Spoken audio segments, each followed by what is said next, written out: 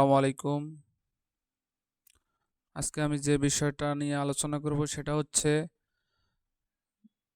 যারা আমরা জেডি পেইন্টে কাজ করি এবং জেডি পেইন্টে কাজ করার পর টুলপাত করার পর মেশিন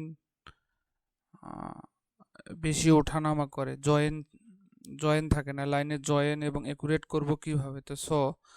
আমি তো পেজ আগে থেকে নিয়ে নিছি, আগে থেকে আমি একটা খাট নিছি, এটা আমি আপনাদের এক্সাম্পল হিসেবে আগে দেখাবো। তো আমরা আগে আড়াইডিগুলা সরাই নেব, আবার হচ্ছে জমিনটা সাইডে নেব, আবার হচ্ছে এগুলা সাইডে নেব। তো এটা যে আমি এক্সাম্পল আগে দেখাই, আমি পুরোটাই সিলেক্ট করে এক্সাম্পল হিসেবে দেখাই। টুলপাতে গিয়ে কার্ভ, এখানে 7 ইউজ করি আমি, 7 কাজ আছে, দেখাই। তো ক্লিক করলাম, তো টুলপাট হয়ে গেল। আমি এবার এক্সপোর্ট করব ফাইলটা, এটা জাস্ট দেখাচ্ছি। এক্সপোর্ট করার পর এক্সপোর্ট করলাম, তো আমি এটা ডেস্কটপে সিলেক্ট করলাম, ডাব্লু। ওকে, সিলেক্ট করা শেষ। ওকে দিয়ে আমি 0 পয়েন্টে এডিট দিলাম, ইন্টার।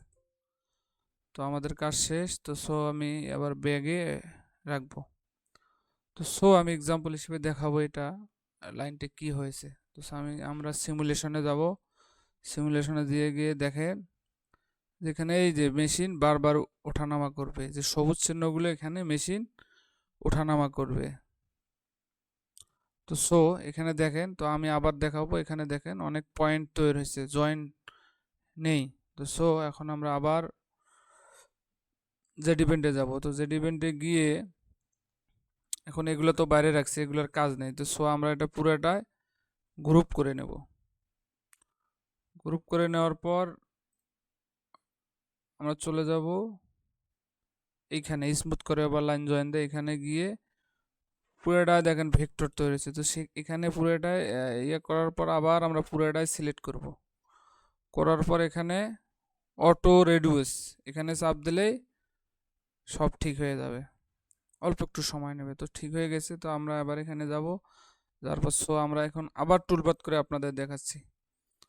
ওকে, এখন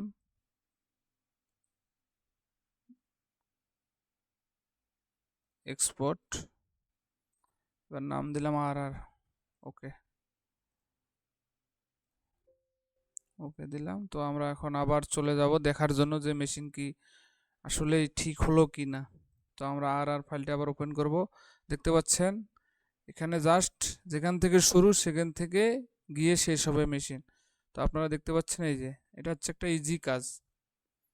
এই যে দেখেন সব রিমুভ হয়ে গেছে বিষয়গুলা, এটাই ইজি একটা কাজ। তো আমি আবারও দেখাচ্ছি আপনাদের কিভাবে করতে হয়।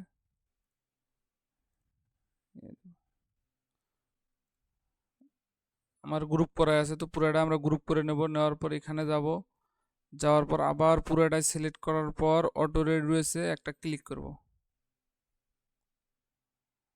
কাজ আমার হয়ে গেছে। তো এইভাবে করে আপনারা যে কোনো যে ইভেন্টের কাটিং যে কোনো ইয়ে করে আপনারা কাজ করতে পারেন। তো আমি পরবর্তীতে যে ইভেন্টে কীভাবে 2.5D করে সেটা আমি আপনাদের দেখাবো। ওকে, ধন্যবাদ।